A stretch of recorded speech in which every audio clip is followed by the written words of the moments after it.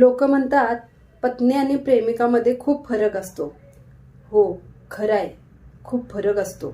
कोणी म्हणतात की प्रियकर कितीही रागवला ओरडला तरी प्रेमिका त्याच्यासोबत राहते. पत्नी मात्र जरा काही झालं की बोचकं बांधून माहेरी जाते. पण तुम्ही एक गोष्ट कधी नोटीस केलाय का की कोणत्याही गरीब माणसाची कधी प्रेमिका असते का? नेहमी प्रेमिका ही पैसेवाल्याचीच असते. कृष्णाची राधा बनण्याचे दिवस गेले आता. कुठेतरी हाताच्या बोटावर मोजण्या इतकेच राधाकृष्ण आहेत आजकाल. नाहीतर फक्त पैसेवाल्यांनाच प्रेमिका आहेत.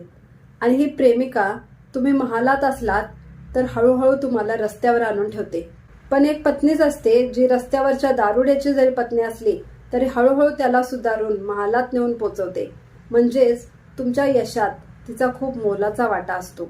पण तेच पाहिलं तर प्रेमिका कुणाचं घर बसू देत नाही आणि संसारही करत नाही.